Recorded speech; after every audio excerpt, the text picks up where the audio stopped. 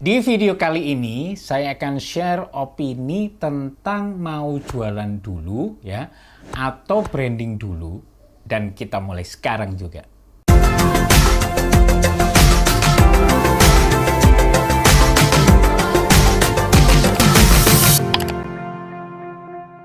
Saya bikin video ini tuh setelah dapat hasil dari polling pertanyaan tentang pilih jualan dulu atau branding dulu di channel saya ini, dan hasilnya nyaris imbang.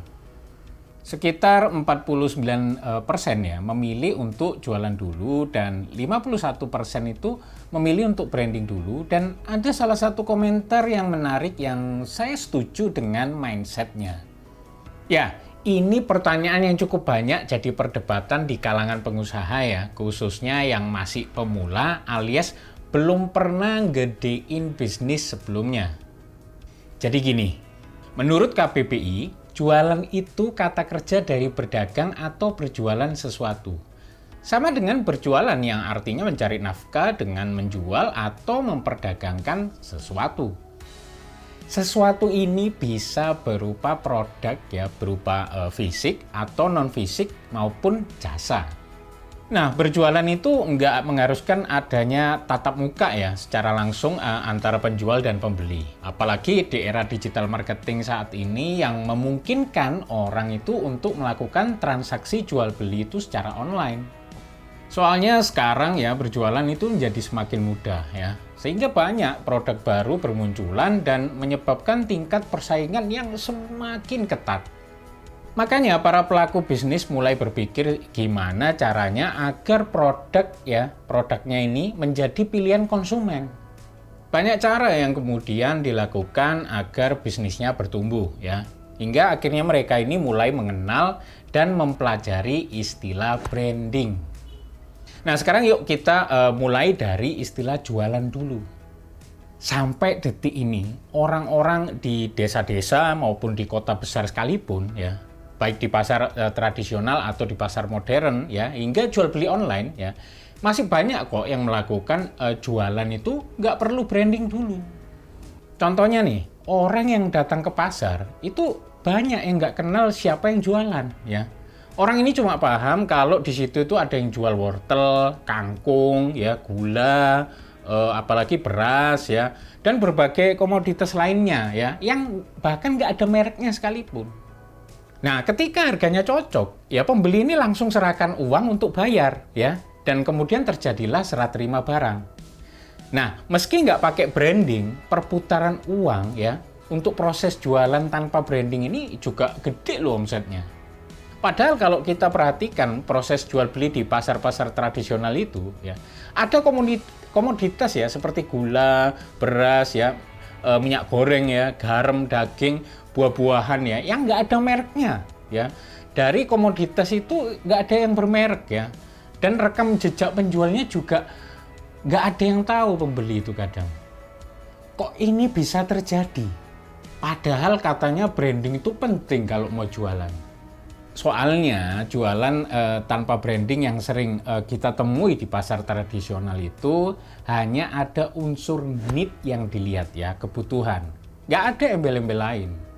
Ketika nilai yang diekspektasikan oleh pembeli dan penjual itu ada pada tataran logika, ya, maka penjual dan pembeli itu hanya akan fokus melihat ke produk dan kemanfaatannya ya, disebabkan untuk apa? Memenuhi kebutuhan dari si pembeli. Nah, kalau ternyata ada pembelian yang berulang ya, misalnya disebabkan seperti pengalaman belanja yang menyenangkan, penjualnya yang sangat ramah dan murah senyum ya, terus barangnya berkualitas, kemudian nggak pernah mengecewakan, sehingga si pembeli ini akhirnya beli lagi ke penjual tersebut. Nah, ini artinya sudah ada unsur branding di dalam kegiatan jual beli tersebut. Paham maksudnya ya?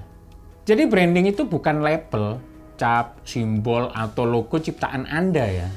Kalau itu sih namanya brand alias merek. Dan itu nggak penting kalau orang belum pernah kenal merek Anda atau belum punya pengalaman berkesan terhadap merek yang Anda buat. Anda kan tetap harus nge-branding merek Anda kan? Di IG ya, saya juga pernah posting kalau brand itu sesungguhnya terbentuk bukan karena logo atau simbol yang dibuat oleh pemiliknya, namun dari persepsi orang lain itu terhadap suatu entitas. Jadi bukan sekedar cap atau label yang kemudian tinggal ditempel di sebuah produk ya, terus dijual itu udah jadi branding, bukan. Menurut Oberlo, branding itu adalah proses untuk menciptakan persepsi positif yang kuat terhadap bisnis dan produk Anda di benak pelanggan. Yang namanya jualan itu baru terjadi ketika ada transaksi yang pertama kali. Benar nggak? Nah, pertanyaannya, kenapa kok bisa terjadi repeat order yang menyebabkan naiknya potensi penjualan? Ada 3 penyebab repeat order. Pertama, faktor ketersediaan produk ya. Yang kedua, akses untuk melakukan pembelian ya. Yang ketiga, kemampuan penjual untuk mengarahkan pembeli memilih produk yang sesuai dengan kebutuhannya. Nah, kalau ada pembeli yang mencari barang sesuai kebutuhan mereka ya, tapi produknya nggak tersedia, ya penjualan nggak akan terjadi kan?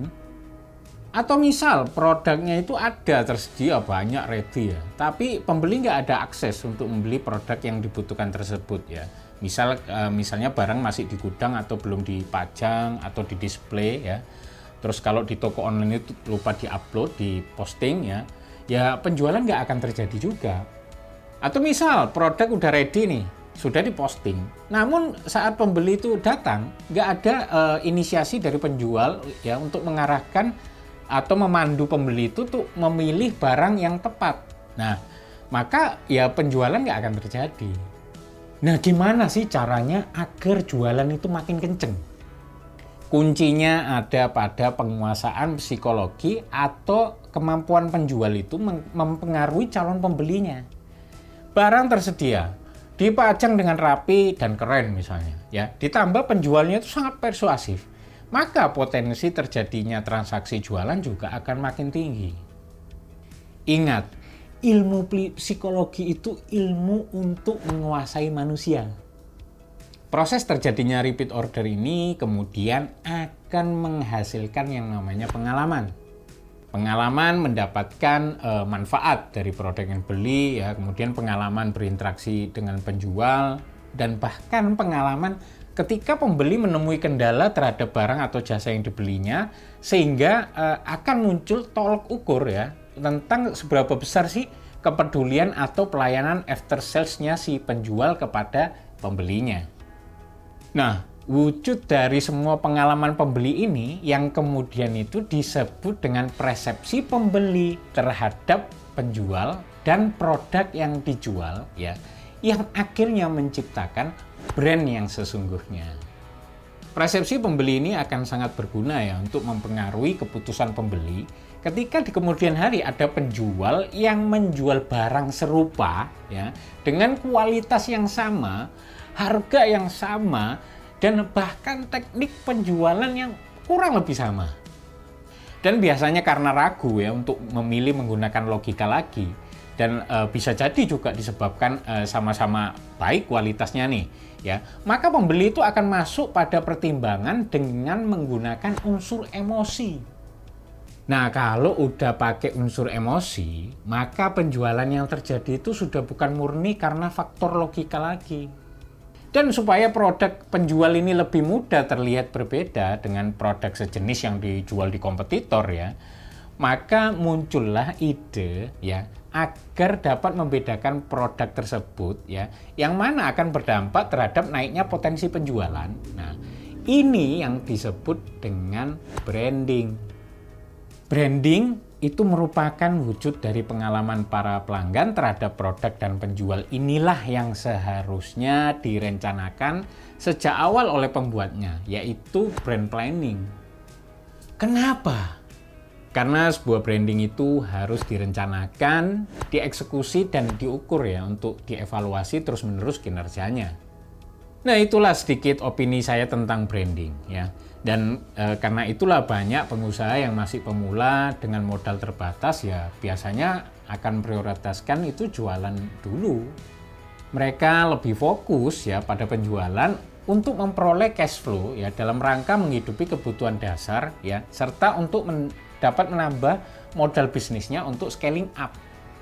Dari opini saya ya, tentang istilah jualan dan branding ini ya, maka saya berani simpulkan keduanya ini sama-sama penting di dalam bisnis.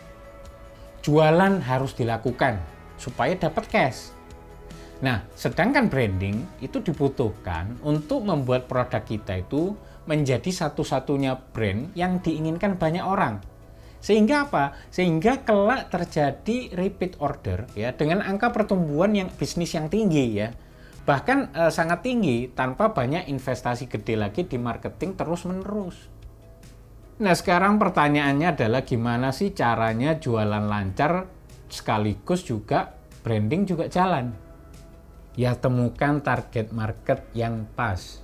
Target market yang pas ini adalah pembeli organik ya alias natural yang menjadi kunci sukses agar bisa jualan tanpa effort yang tinggi.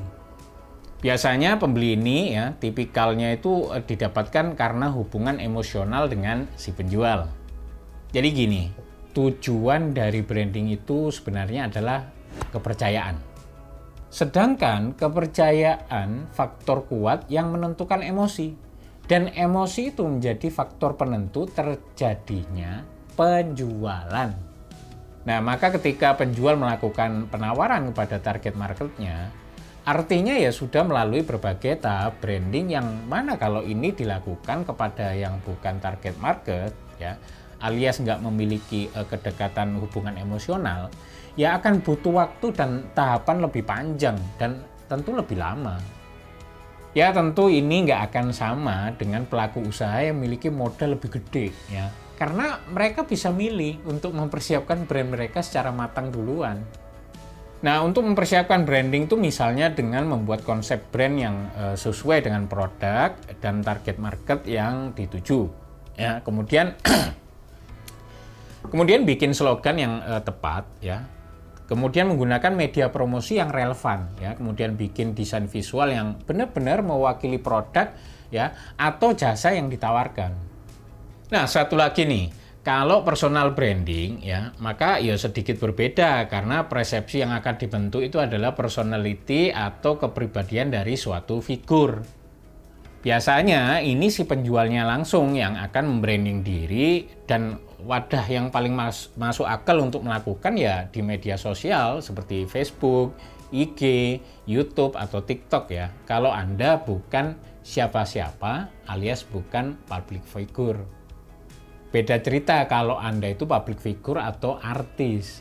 Udah terkenal duluan kalau itu.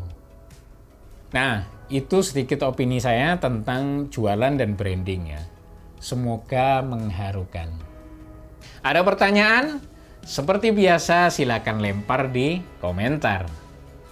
Oke, jika video ini bermanfaat untuk Anda, pastikan Anda klik like dan share agar juga bermanfaat buat yang lainnya.